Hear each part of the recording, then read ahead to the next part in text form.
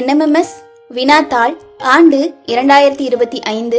இன்னைக்கு நம்ம சாட் பகுதியில் இருக்கக்கூடிய வினா எண் 121 இருந்து 150 வரையிலான விளக்கங்களையும் விடைகளையும் பார்க்கலாம். வினா எண் 121. சரியான கூற்றுகளை தேர்ந்தெடுக்கவும். முதல் கூற்று பாருங்க, ஒளி பரவ ஊடகம் தேவையில்லை. இது தவறான கூற்று. ஏன்னா ஒளி பரவுவதற்கு ஊடகம் வேணும். வெற்றிடமா இருக்கிறதுல ஒளி எப்பவுமே பரவாது. காற்று மாதிரியான ஏதாவது ஒரு ஊடகம் அதுக்கு தேவைப்படும். இரண்டாவது கூற்று பாருங்க, ஒளியானது திடப்பொருளின் வழியாக வேகமாக பரவுகிறது. இந்த கூற்று சரியானது. ஏன்னா ஒளி திரவம் மற்றும் வாயுக்களின் வழியா பரவுறதை விட திடப்பொருள்ல வேகமாவே பரவிடும். அப்ப இரண்டாவது கூற்று சரியானது. கூற்று 3 பாருங்க, 0 டிகிரி செல்சியஸில் காற்றில் ஒளியின் திசைவேகம் 331 மீட்டர் பை வினாடி. இதுவும் சரியான கூற்றுதான். கூற்று 4 பாருங்க, ஒளியின் உரப்பு அதன் அதிர்வெண்ணை பொறுத்து அமைகிறது. ஒளியின் உரப்பு அப்படிங்கிறது அதோட லவுட்னஸ். இது அதிர்வெண்ணை பொறுத்து அமையாது, வீச்ச பொறுத்துதான் அமையும். அப்ப 4வது கூற்று தவறானது. அப்ப இங்க சரியான கூற்றுகள் எது? 2 மற்றும் 3 தான் சரியான கூற்றுகள். ஆப்ஷன் C ல கொடுத்திருக்காங்க, டிக் பண்ணிக்கோங்க.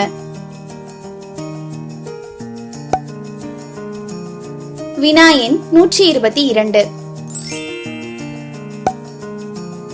பொருந்தாத ஒன்றை தேர்ந்தெடுக்கவும். Option A carbon, option B silicon, option C phosphorus, option D sulphur. இதுல பொருந்தாத ஒன்று அப்படின்னு நீங்க பாத்தீங்கன்னா சிலிக்கான் மட்டும்தான். ஏன்னா இங்க இருக்கிறதுலயே சிலிக்கான் மட்டும்தான் உலோகம், மற்ற எல்லாமே அலோகங்கள். அப்ப ஆப்ஷன் B சிலிக்கான் தான் சரியான விடை. டிக் பண்ணிக்கோங்க.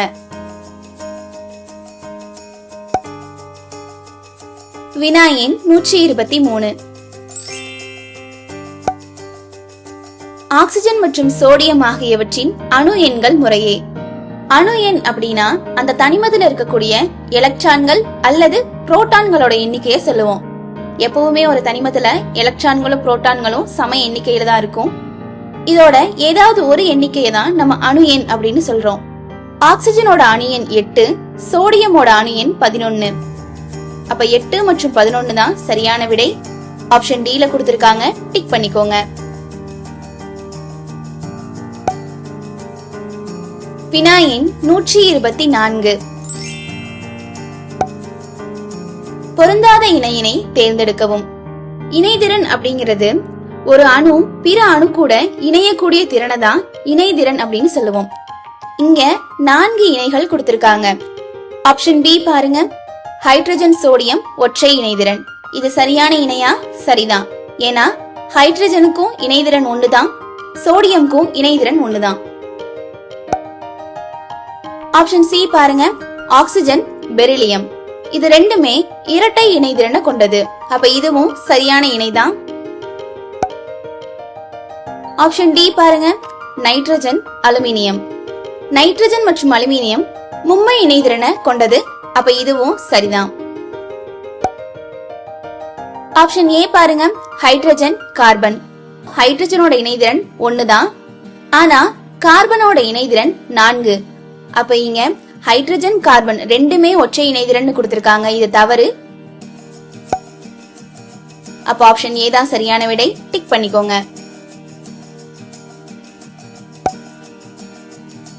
வினா எண் 125. பொருத்துக. இங்க சில மாற்றங்களும் அதற்கான எடுத்துக்காட்டுகளும் கொடுத்திருக்காங்க. அதை நம்ம சரியா பொருத்தணும். முதலாவது கொடுத்திருக்கிறது பாருங்க, கால ஒழுங்கற்ற மாற்றம். அதாவது சீரற்ற கால இடைவெளிகள்ல நடக்கிறது தான் கால ஒழுங்கற்ற மாற்றம். இங்க இருக்கிறதுல எது கால ஒழுங்கற்ற மாற்றம்? எரிமலை வெடிப்பு. ஏன்னா அது சீரான இடைவெளிகள்ல நடக்காது, அது எப்ப நடக்கும்னே நமக்கு தெரியாது. அப்ப அதுதான் கால ஒழுங்கற்ற மாற்றம். அடுத்ததா வெப்ப உமிழ்வினை, அதாவது வெப்பத்தை வெளியிடக்கூடிய மாற்றம். இதுக்கான எடுத்துக்காட்டு இங்க ஏதாவது கொடுத்திருக்காங்களா? இருக்கு. சுட்ட சுண்ணாம்புடன் நீர் சேர்ந்த கலவை, அதாவது கால்சியம் ஆக்சைடு கூட நம்ம நீரை சேர்த்தோம்னா நமக்கு கால்சியம் ஹைட்ராக்சைடு கிடைச்சு கொஞ்சம் வெப்பம் வெளியேறும்.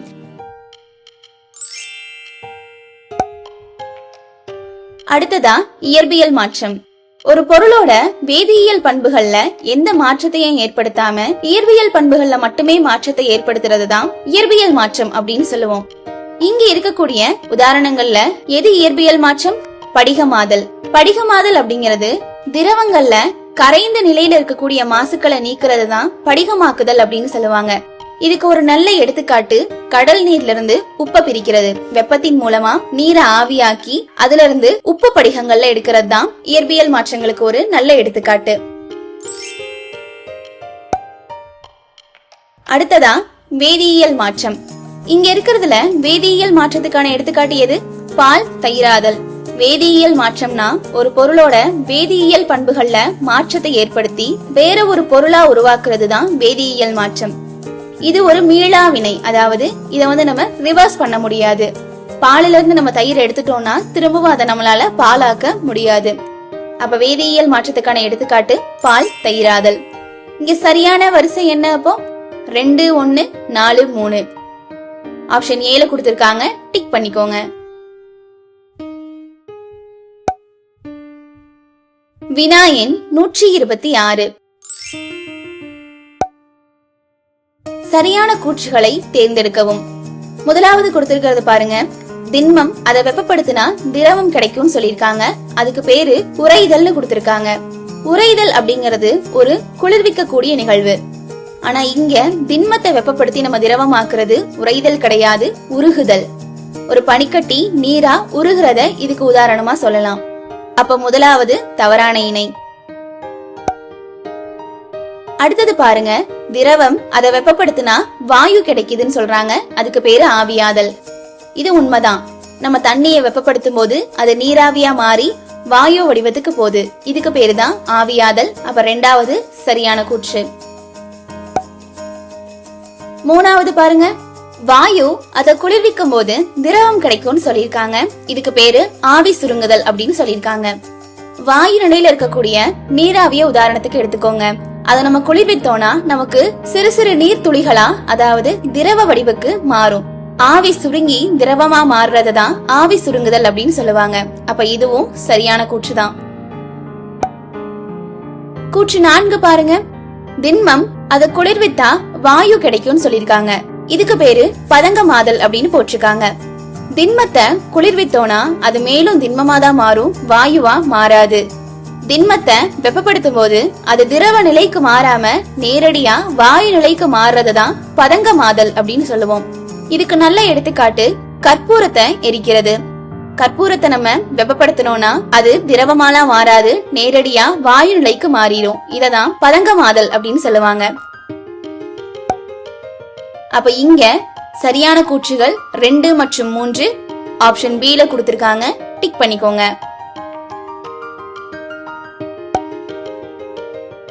வினா எண் 127. கூற்று, சில மாற்றங்களின் போது வெப்பம் உறிஞ்சப்படுகிறது. இது வெப்ப ஏற்பு மாற்றமாகும். காரணம், நீர் வெப்பத்தை உறிஞ்சி ஆவியாதல் மூலம் நீராவியாகிறது. பனிக்கட்டி வெப்பத்தை ஏற்று உருகுதல் மூலம் நீராகிறது. இந்த கூற்று சரியா? சரிதான். உதாரணத்துக்கு நீரை நம்ம சூறாக்கணும்னா வெப்பத்தை தனக்குள்ள ஏற்று அது ஆவியா மாறுது. அதே நேரத்துல பனிக்கட்டிய நம்ம வெப்பப்படுத்தும் போது அது வெப்பத்தை தனக்குள்ள ஏற்றுதான் திரவ நிலையில இருக்கக்கூடிய நீரா மாறுது. அப்ப இங்க கூற்றும் சரிதான், காரணமும் சரிதான். அப்ப ஆப்ஷன் ஏ தான் சரியான விடை, டிக் பண்ணிக்கோங்க.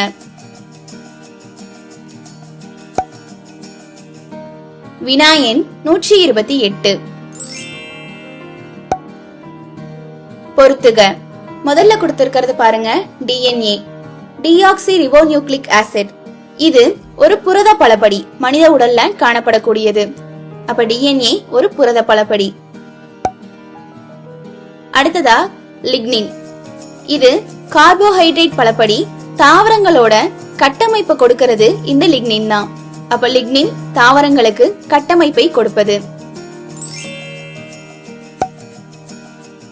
அடுத்ததா கைட்டின். கைட்டின் அப்படிங்கறதும் ஒரு கார்போஹைட்ரேட் பலபடி தான். இது சிலந்தி, நண்டு போன்ற விலங்குகள்ல காணப்படுது. அப்ப கைட்டின் சிலந்தியோட இணைஞ்சிருது. அடுத்ததா நெகிழி, அதாவது பிளாஸ்டிக். இது செயற்கையா உருவாக்கக்கூடிய ஒரு பலப்படி. அப்ப இத நம்ம ஒரு செயற்கை பலப்படி அப்படின்னு சொல்லலாம். அப்ப சரியான வரிசை என்ன? 2, 4, 1, 3. ஆப்ஷன் C ல கொடுத்திருக்காங்க, டிக் பண்ணிக்கோங்க.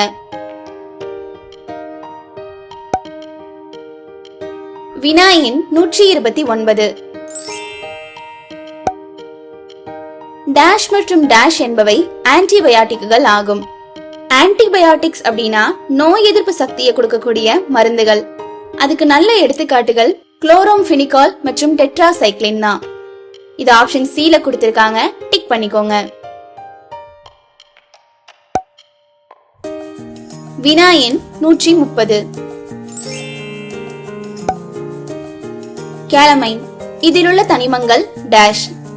கேலமைன் அப்படிங்கிறது தோல் எரிச்சலுக்கு பயன்படுத்தக்கூடிய ஒரு மருந்து. இதுல துத்தநாகம், கார்பன், ஆக்சிஜன் இந்த 3 தனிமங்கள் காணப்படும். ஆப்ஷன் B ல கொடுத்திருக்காங்க, டிக் பண்ணிக்கோங்க.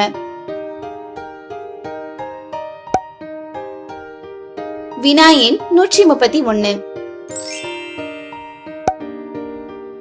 மீன்களும் இறைச்சியும் அதிக அளவில் டேஷை கொண்டுள்ளன. மீன்கள் மற்றும் இறைச்சியில அதிக அளவு பலபடி நிறைவுறா கொழுப்பு அமிலங்கள் இருக்கும்.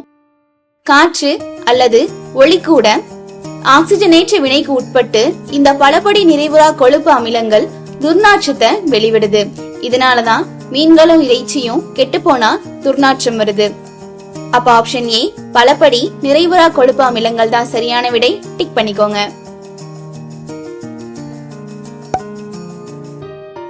வினா எண் 132. அதிக வெப்பத்திலும் ஆக்சிஜனுடன் வினைபுரியாத இரு உலோகங்கள். ஆப்ஷன் A பாருங்க, காப்பர் மற்றும் சில்வர். இது ரெண்டுமே ஆக்சிஜன் கூட வினைபுரிந்து காப்பர் ஆக்சைடு மற்றும் சில்வர் ஆக்சைட வெளிவிடக்கூடிய உலோகங்களா இருக்கு. அப்ப இது விடை கிடையாது. ஆப்ஷன் B பாருங்க, வெள்ளி மற்றும் கால்சியம். கால்சியம் ஆக்சிஜன் கூட வினைபுரிந்து கால்சியம் ஆக்சைட தருது. அப்போ வெள்ளியும் ஆக்சிஜன் கூட வினைபுரியும், கால்சியமும் வினைபுரியும். அப்ப இது விடை கிடையாது. ஆப்ஷன் D பாருங்க, மெக்னீசியம், பிளாட்டினம். மெக்னீசியம் ஆக்சிஜன் கூட வினைபுரிந்து மெக்னீசியம் ஆக்சைட தரும். ஆனா பிளாட்டினம் ஆக்சிஜன் கூட வினை புரியாது. ஆனா அது மெக்னீசியத்துக்கு பக்கத்துல கொடுத்திருக்கனால இதுவும் விடையா இருக்க வாய்ப்பில்லை. ஆப்ஷன் C பாருங்க, தங்கம் மற்றும் பிளாட்டினம். இது ரெண்டுமே அதிக வெப்பத்திலையும் ஆக்சிஜன் கூட வினைபுரியாத இரு உலோகங்கள். அதனாலதான் மற்ற தனிமங்கள் மாதிரி இல்லாம தங்கம் மற்றும் பிளாட்டினம் தனி தனிமங்களா நமக்கு கிடைக்குது. அப்ப ஆப்ஷன் C தங்கம் மற்றும் பிளாட்டினம் தான் சரியான விடை, டிக் பண்ணிக்கோங்க. வினா எண் 133. கருவுறுதலுக்கு பின் மலரில் நடைபெறும் மாற்றங்களில் பொருந்தாத ஒன்றை தேர்வு செய்க. ஆப்ஷன் A பாருங்க, சில கனிகளில் புள்ளிவட்டம் கனியோடு ஒட்டி நிலைத்திருக்கும். இது சரியான கூற்றா? சரிதான். பொதுவா நிறைய கனிகள் மற்றும் காய்கறிகள்ல இந்த புள்ளிவட்டத்தை நம்மளால பாத்துக்க முடியும். அதுக்கு மேல காம்பு கூட ஒட்டி அந்த புள்ளிவட்டம் இருக்கும். அப்போ ஆப்ஷன் A சரியான கூற்றுதான், விடையா இருக்க வாய்ப்பில்லை. ஆப்ஷன் B பாருங்க, மகரந்தத்தாள் வட்டம் உதிர்கிறது. இதுவும் சரியான கூற்றுதான். மலர் காயா மாறும்போது அதுல இருக்கக்கூடிய மகரந்தத்தாள் வட்டம் உதிர்ந்துரும். சரியான கூற்றுதான், விடையா இருக்க வாய்ப்பில்லை. ஆப்ஷன் D பாருங்க, சூலக தண்டும் சூர்பையும் உதிர்கின்றன. இதுவும் சரியான கூற்றுதான். சூலக தண்டும் சூழ்பையும் அதுல இருந்து உதிர்ந்துரும். அப்போ விடையா இருக்க வாய்ப்பில்லை. ஆப்ஷன் C பாருங்க, சூர்பையில் உள்ள சூழ்கள் கனிகளாக மாறுகின்றன. இது தவறான கூற்று. ஏன்னா சூர்பையில் இருக்கக்கூடிய சூழ்கள் கனிகளா மாறாது, கனிகளுக்குள்ள இருக்கக்கூடிய விதைகளாதான் மாறும். சூலகம் தான் கனிகளா மாறுது. அப்ப ஆப்ஷன் C தான் இங்க பொருந்தாத ஒன்று, டிக் பண்ணிக்கோங்க.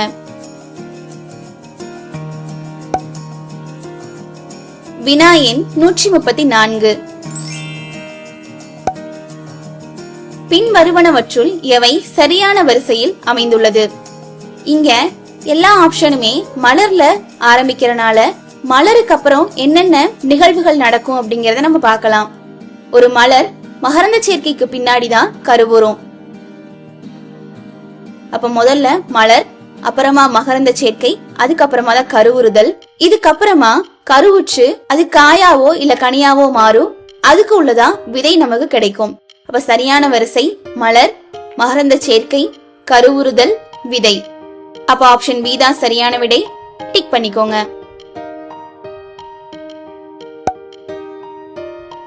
வினா எண் 135. பொறுத்துக. இங்க சில வகையான தாவரங்களோட மாற்றுருக்கள் கொடுத்திருக்காங்க.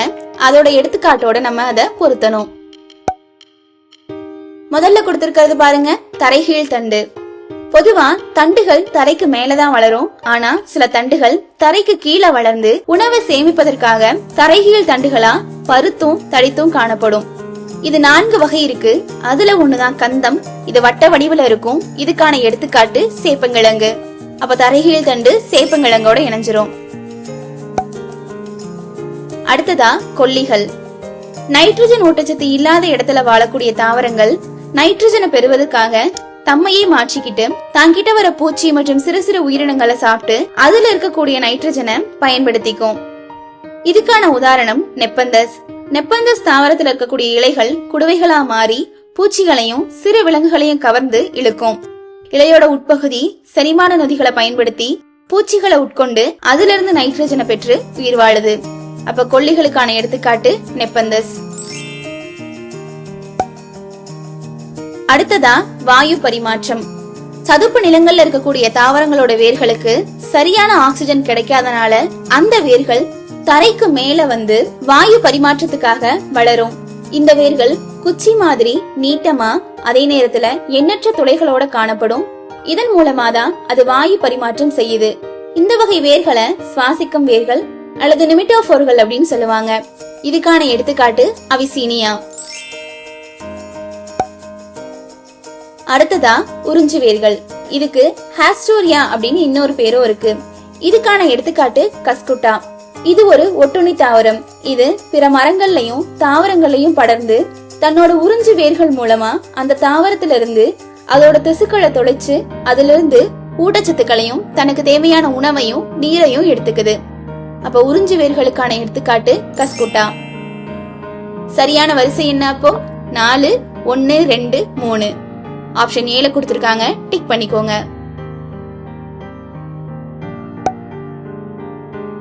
வினா எண் 136. பின் வருவனவற்றுள் லைசோசோம்கள் பற்றிய உண்மையான கூற்றினை தேர்ந்தெடுக்கவும். ஆப்ஷன் ஏ பாருங்க, புரத உற்பத்தியில் பங்கு பெறுகிறது. செல்கள்ல புரத உற்பத்தியில பங்கு பெறக்கூடியது ரிபோசோம், லைசோசோம் கிடையாது. அப்ப இது சரியான விடை கிடையாது. ஆப்ஷன் பி பாருங்க, செல்லுக்கு தேவையான ஆற்றலை உற்பத்தி செய்கிறது.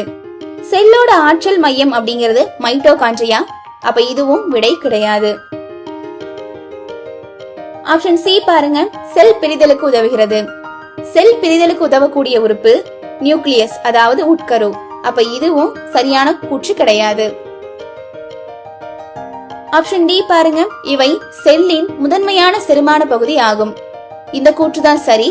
ஏன்னா லைசோசோம்கள் செல்லோட முதன்மையான செரிமான பகுதி.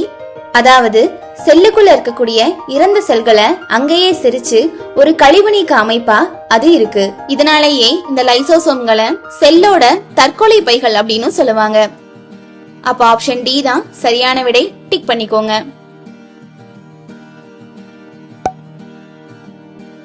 வினா எண் 137. கீழ்கண்ட வாக்கியங்களில் ஜிம்னோஸ்போம்களின் பண்பினை கண்டறிக. ஆப்ஷன் ஏ பாருங்க, புள்ளிவட்டம், அள்ளிவட்டம், மகரந்த தாழ்வட்டம் மற்றும் சூலகவட்டம் என 4 அடுக்குகளை கொண்டது. இது தவறான கூற்று. ஏன்னா ஜிம்னோஸ்போம்கள் அப்படிங்கிறது ஒரு பூவா தாவரம். இதுல பூக்களே இருக்காது. இங்க கொடுத்திருக்க 4 உறுப்புகளுமே பூவோட அடுக்குகளை கொடுத்திருக்காங்க. அப்ப இது தவறானது. ஆப்ஷன் சி பாருங்க, சூலகம் கனியாகவும் சூழ்கள் விதைகளாகவும் உருவாகின்றன. இதுவும் தவறானதுதான். ஏன்னா ஜிம்னோஸ்பெர்ம்கள் கனிகளை உருவாக்கக்கூடிய தாவரம் கிடையாது. அப்ப ஆப்ஷன் சியும் தவறுதான். ஆப்ஷன் டி பாருங்க. தாவர உடலானது உண்மையான வேர், தண்டு மற்றும் இலைகள் என வேறுபாடு அடைந்து காணப்படுகிறது. இது தவறான கூற்று.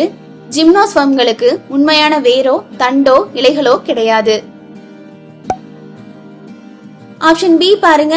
வாஸ்குலார் கட்சிகளுடையவை சைல திசுக்கள் சைல குழாய்களின்றியும் மற்றும் புளோய திசுக்கள் துணை செல்களின்றியும் காணப்படுகின்றன. இது சரியான கூற்றுதான். ஜிம்னோஸ்பெர்ம்கள்ல சைல குழாய்கள் மற்றும் துணை செல்கள் இருக்காது, வாஸ்குலார் கட்சிகள் இருக்கும். அப்ப ஆப்ஷன் பி தான் சரியான விடை. டிக் பண்ணிக்கோங்க.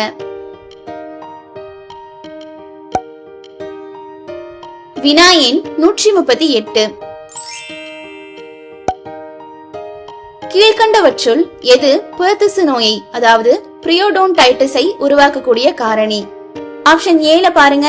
பற்களில் காணப்படும் பாக்டீரியாக்கள். பற்கள்ல காணப்படக்கூடிய பாக்டீரியாக்கள் பற்சிதைவதா உண்டாக்கும், புறத்திசு நோயை உண்டாக்காது. அப்ப இது விடை கிடையாது. ஆப்ஷன் பி பாருங்க. வைட்டமின் சி குறைபாடு. வைட்டமின் சி குறைபாடுனால ஈறுகள்ல இரத்த கசிவு தான் ஏற்படும், புறத்திசு நோய் உருவாகாது. அப்ப இதுவும் சரியான விடை கிடையாது. ஆப்ஷன் சி பாருங்க. மரபணு நிலை. ஒருத்தருக்கு அவங்களோட டிஎன்ஏ மூலமா கடத்தப்படக்கூடிய நிலையை தான் மரபணு நிலைன்னு சொல்லுவாங்க. இதுக்கு ஒரு நல்ல எடுத்துக்காட்டு வண்ண குருட்டுத்தன்மை, அதாவது கலர் பிளைண்ட்னஸ். புறத்திசு நோய் இந்த மாதிரி டிஎன்ஏ மூலமா பரவாது. அப்ப ஆப்ஷன் சியும் விடை கிடையாது. ஆப்ஷன் டி பாருங்க. புகையிலை மெல்லுதல். புகையிலையை மெல்றனாலதான் நம்மளோட வாயில இருக்கக்கூடிய புறத்திசுக்கள் சிதைவடைந்து புறத்திசு நோயை அதாவது பிரியோடோன்டைட்டிஸ் நோயை உருவாக்குது. அப்ப ஆப்ஷன் டி தான் சரியான விடை. டிக் பண்ணிக்கோங்க. வினா எண் 139. தவறான இணைகளை தேர்ந்தெடுக்கவும். இங்க சில செல்களும் அதோட வடிவமும் கொடுத்திருக்காங்க. இத நம்ம சரியா இருக்கான்னு செக் பண்ணணும். முதல்ல கொடுத்திருக்கிறது பாருங்க, தசை செல்கள். இந்த தசை செல்கள் தான் தசைகளோட இயக்கத்துக்கு உதவுது. இது நீண்ட மற்றும் கதிர்கோள் வடிவம்னு கொடுத்திருக்காங்க. இது சரியான இணைதான். அடுத்ததா எபிதீலியல் செல்கள். இது உடலோட மேற்பரப்பை மூடி பாதுகாக்குது. இதோட வடிவம் தட்டையான மற்றும் தூண் வடிவமா இருக்கும். ஆனா இங்க இருபுற குழி மற்றும் தட்டு வடிவம்னு கொடுத்திருக்காங்க. இது தவறு. அடுத்ததா மூணாவது இரத்த சிவப்பு செல்கள். இரத்த சிவப்பு செல்கள் தான் உடலோட பல்வேறு பகுதிகளுக்கு ஆக்சிஜனை எடுத்துட்டு போய் அங்கிருந்து கார்பன் டை ஆக்சைட சேகரிக்குது. இதோட வடிவம்னா இருபுறமும் குழி மாதிரியும் தட்டு வடிவத்திலையும் இருக்கும். ஆனா இங்க ஒழுங்கற்ற வடிவம்னு கொடுத்திருக்காங்க. இது தவறு. அடுத்ததா நரம்பு செல்கள். இது உடலோட செயல்களை ஒருங்கிணைத்து செய்தி பரிமாற்றம் போன்ற செயல்களை செய்யுது. இது கிளைத்தன் மற்றும் நீண்ட வடிவத்துல இருக்கும். இது சரியானதுதான். அப்ப இங்க தவறான இணைகள் 2 மற்றும் 3 ஆப்ஷன் பி ல கொடுத்திருக்காங்க. டிக் பண்ணிக்கோங்க. வினா எண் 140. ஒவ்வொரு செல்லும் அருகிலுள்ள செல்களுடன் டேஷ் மூலம் இணைந்து கொள்கிறது. ஆப்ஷன் ஏ மற்றும் பி ல கொடுத்திருக்கக்கூடிய புரோட்டோபிளாசம் மற்றும் சைட்டோபிளாசம் அப்படிங்கிறது செல்லுக்குள்ள காணப்படக்கூடிய திரவம் மாதிரியான ஒரு அமைப்பு. இது செல்லோட இணைதலுக்கு உதவி பண்ணாது. ஆப்ஷன் டி பாருங்க. செல் சவ்வு. இது செல்லுக்கு வெளிப்புறமா இருந்தாலும் இது ஒரு செல் மற்றொரு செல்லோட இணையறதுக்கு உதவி பண்ணாது. ஆப்ஷன் சி பாருங்க. பிளாஸ்மோடெஸ்மெட்டா அப்படின்னு அழைக்கக்கூடிய இந்த சிறிய துவாரம் தான் ஒவ்வொரு செல்லும் அது பக்கத்துல இருக்கக்கூடிய செல்கள் கூட இணைந்து கொள்ள உதவியா இருக்கு. அப்ப ஆப்ஷன் சி தான் சரியான விடை. டிக் பண்ணிக்கோங்க.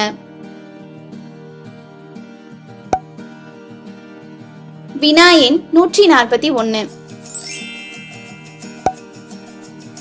கம்பளியை உருவாக்கும் சரியான வரிசை முறையினை தேர்வு செய்க. கம்பளிய முதல்ல ஆடு மாதிரியான விலங்குகளோட உரோமங்களை கத்தரித்து தான் உருவாக்குவாங்க. அப்ப முதல் படி கத்தரித்தல். அதுக்கப்புறமா ஒரு விலங்கோட வெவ்வேறு பாகங்கள்ல இருந்து எடுக்கக்கூடிய உரோமங்கள் வெவ்வேறு மாதிரியா இருக்கும். அதனால அதனவங்க தரம் பிரிப்பாங்க. அப்ப முதல்ல கத்தரித்தல், அதுக்கப்புறமா தரம் பிரித்தல். தரம் பிரிச்சதுக்கு அப்புறமா அந்த உரோமங்களை கழுவி சிக்கெடுத்துதான் அதை நூலா நூற்கிறதுக்கு அனுப்புவாங்க. அப்ப அடுத்த 3 படிநிலைகள் கழுவுதல், சிக்கெடுத்தல் மற்றும் நூற்றல். இப்ப சரியான வரிசை கத்தரித்தல், தரம் பிரித்தல், கழுவுதல், சிக்கெடுத்தல் மற்றும் நூற்றல். இது ஆப்ஷன் B ல கொடுத்திருக்காங்க, டிக் பண்ணிக்கோங்க.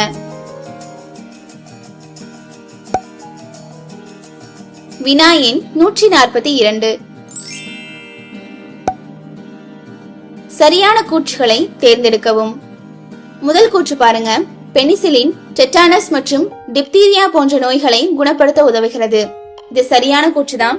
பெனிசிலின் கிரைசோஜனம் அப்படின்னு சொல்லக்கூடிய பூஞ்சையிலிருந்து எடுக்கக்கூடிய மருந்து பொருள் தான் டெட்டானஸ் மற்றும் டிப்தீரியா நோய்களை குணப்படுத்துது.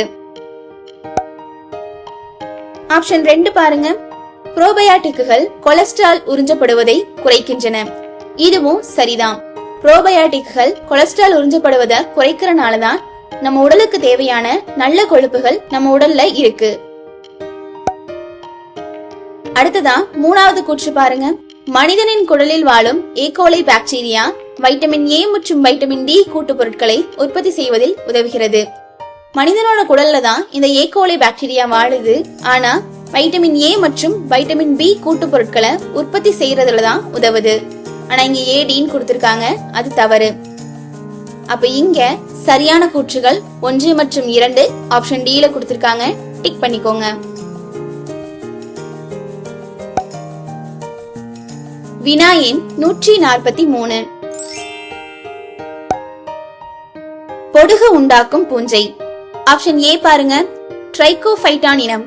இது உருளை புழுக்கள் அப்படின்னு சொல்லக்கூடிய ரிங் வார்ம்ஸ உருவாக்குற ஒரு பூஞ்சை. அப்ப இது சரியான விடை கிடையாது. ஆப்ஷன் சி பாருங்க, அல்புகோ கேண்டிடா. இது முள்ளங்கியில வெண்மை நிறத்துல வரக்கூடிய துருவ உருவாக்கக்கூடிய ஒரு பூஞ்சை. அப்ப இதுவும் சரியான விடை கிடையாது. ஆப்ஷன் டி பாருங்க, டினியா பெடிஸ். இது கால் பாதத்துல ஏற்படக்கூடிய நோயான அத்லெட் ஃபுட்டை உருவாக்கக்கூடிய ஒரு பூஞ்சை. அப்ப இதுவும் சரியான விடை கிடையாது. ஆப்ஷன் பி பாருங்க, மைக்ரோஸ்போரம் ஃபர்ஃபர். இது பொடுகு உண்டாக்கக்கூடிய ஒரு பூஞ்சை தான். அப்ப ஆப்ஷன் பி தான் சரியான விடை, டிக் பண்ணிக்கோங்க.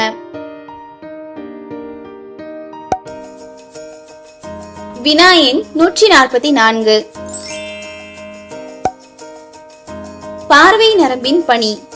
ஆப்ஷன் பி பாருங்க, லென்ஸை சரி செய்தல். லென்ஸ் தானா மாற்றியமைத்து சரி செய்யக்கூடிய திறன் கொண்டது. அதை சரி செய்ய வேற யாரும் இருக்க வேண்டாம். அப்ப ஆப்ஷன் பி விடையா இருக்க வாய்ப்பில்லை. ஆப்ஷன் சி பாருங்க, கண் அசைவுகளை கட்டுப்படுத்துதல். கண் அசைவுகளை கட்டுப்படுத்தக்கூடிய வேலை மூளையோடது. அப்ப இதுவும் சரியான விடை கிடையாது. ஆப்ஷன் டி பாருங்க, கண்ணிற்கு ஊட்டச்சத்துக்களை வழங்குதல். கண்ணிற்கு ஊட்டச்சத்து வேணும்னா வைட்டமின் ஏ நிறைந்த உணவுகளை, கேரட், மீன் மாதிரியான உணவுகளை நம்ம அதிகமா சாப்பிடணும். இது பார்வை நரம்போட பணி கிடையாது. ஆப்ஷன் ஏ பாருங்க, அனைத்து நரம்பு தூண்டல்களையும் விழித்திரையிலிருந்து பெற்று மூளைக்கு எடுத்து செல்கிறது. இதுதான் பார்வை நரம்போட பணி. இந்த பார்வை நரம்பு கண்களோட இறுதியில விழித்திரையின் பின்புறம் அமைந்திருக்கு. இதுதான் அனைத்து நரம்பு தூண்டல்களையும் விழித்திரையிலிருந்து பெற்று மூளைக்கு எடுத்து செல்லுது. அப்ப ஆப்ஷன் ஏ தான் சரியான விடை, டிக் பண்ணிக்கோங்க.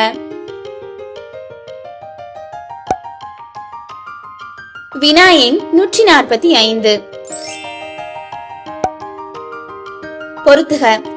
இங்க சில எலும்புகளை கொடுத்திருக்காங்க, அதற்கான பெயர்களோட அதை நம்ம பொருத்தணும். முதல்ல கொடுத்திருக்கிறது பாருங்க, மேற்கை எலும்பு. இத ஹூமரஸ் அப்படின்னு சொல்லுவாங்க. அப்ப மேற்கை எலும்பு ஹூமரஸோட இணைஞ்சிரும். அடுத்ததா மணிக்கட்டு எலும்பு. இதோட பெயர் கார்பல்கள். அப்ப ரெண்டாவதா இருக்கிறது கார்பல்களோட இணைஞ்சிரும். அடுத்ததா உள்ளங்கை எலும்பு. இதோட பெயர் மெட்டா கார்பல்கள். அப்ப உள்ளங்கை எலும்பு மெட்டா கார்பலோட இணைஞ்சிரும். அடுத்ததா விரல் எலும்பு. இத பலாஞ்சஸ் அப்படின்னு சொல்லுவாங்க. அப்ப விரல் எலும்பு பலாஞ்சஸோட இணைஞ்சிரும். அப்ப சரியான வரிசை 4, 1, 2, 3 ஆப்ஷன் சி ல கொடுத்திருக்காங்க, டிக் பண்ணிக்கோங்க.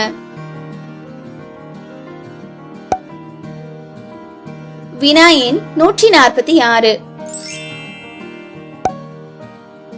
நாணயங்களில் உள்ள உலோக கலவை பேரரசின் டேஷ் நிலையை குறிக்கிறது.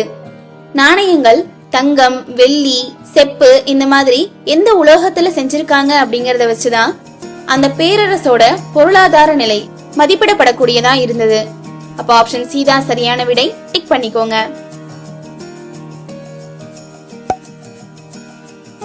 வினா எண் 147. கூற்று: சோழர்கள் நீர்ப்பாசனத்திற்கு முக்கியத்துவம் வழங்கினர். ஏன்னா சோழர்களோட முதன்மையான தொழில் அப்படின்னு பார்த்தோம்னா விவசாயம் தான். அப்ப அதை மேம்படுத்துறதுக்காக தான் அவங்க நீர்ப்பாசனத்துக்கு முக்கியத்துவம் வழங்கினாங்க. காரணம், கங்கை கொண்ட சோழபுரத்தில் முதலாம் ராஜேந்திர சோழனால் உருவாக்கப்பட்ட 16 மைல் நீளம் கொண்ட ஏரிக்கரை தடுப்பணை இதுக்கு மிகச்சிறந்த எடுத்துக்காட்டு. இதுவும் சரிதான்.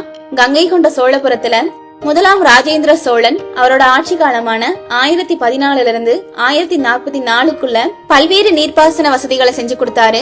அதுல ஒண்ணுதான் 1035 அவர் கட்டின 16 மைல் நீளம் கொண்ட ஏரிக்கரை தடுப்பணை. அப்ப இங்க கூற்றும் சரிதான், விளக்கமும் சரிதான். ஆப்ஷன் பி தான் சரியான விடை. டிக் பண்ணிக்கோங்க. வினா எண் 148. டெல்லி சுல்தான்கள் டேஷ் வகை கட்டடக்கலையை பின்பற்றினார்கள். ஆப்ஷன் ஏ பாருங்க, காந்தார கலை. காந்தார கலை அப்படிங்கிறது ஆப்கானிஸ்தான்ல பின்பற்றக்கூடிய ஒரு கட்டடக்கலை. ஆப்ஷன் பி ல இருக்கக்கூடிய இந்திய கலை மற்றும் ஆப்ஷன் டி ல இருக்கக்கூடிய ராஜஸ்தானி கலை, இது ரெண்டுமே இந்தியால பின்பற்றக்கூடிய கட்டடக்கலைகள். ஆனா டெல்லி சுல்தான்கள் இந்தோ சாரா சானிக் அப்படின்னு சொல்லக்கூடிய ஒரு கட்டடக்கலையை தான் பின்பற்றினாங்க. அது ஆப்ஷன் சி ல இருக்கு. டிக் பண்ணிக்கோங்க. வினா எண் 149. வங்க பிரிவினையின் போது டேஷ் பெருமளவிலான ரக்ஷாபந்தன் விழாவை தொடங்கினார். 1905ஆம் ஆண்டு வங்க பிரிவினையின் போது ரவீந்திரநாத் தாகூர் தான் பெருமளவுல மக்கள் பங்கேற்ற ரக்ஷாபந்தன் விழாவை தொடங்கினாரு. அதுல இந்து மற்றும் முஸ்லிம் பெண்களை அடுத்த சமூகத்தை சேர்ந்த ஆடவர் கைகள்ல ராக்கிய கட்டி அவங்கள சகோதரர்களா ஏற்க வச்சாரு. இது மூலமா இந்து மற்றும் முஸ்லிம்களுக்கு இடையே பிளவை ஏற்படுத்த ஆங்கிலேயர்கள் மேற்கொண்ட முயற்சிகளுக்கு அவர் ஒரு முடிவு கட்டினாரு. அப்ப ஆப்ஷன் டி ரவீந்திரநாத் தாகூர் தான் சரியான விடை. டிக் பண்ணிக்கோங்க. வினா எண் 150. அலாவுதீன் ஹசன் பாமன் ஷா தனது அரசை 4 மாகாணங்களாக பிரித்தார். அவை டேஷ் என அழைக்கப்பட்டது. 1347ல அலாவுதீன் ஹசன் பாமன் ஷா அப்படிங்கிறவரு தௌலதாபாத் நகரத்தை கைப்பற்றி பாமன் ஷா அப்படிங்கிற பெயர்ல தன்னை சுல்தானா அறிவிச்சு பாமினி பேரரச தொடங்கி வச்சாரு. இவரு அவரோட அரச 4 மாகாணங்களா பிரிச்சு அத தராப்கல் அப்படின்னு அழைச்சாரு. அப்ப ஆப்ஷன் பி தராப்கல் தான் சரியான விடை. டிக் பண்ணிக்கோங்க.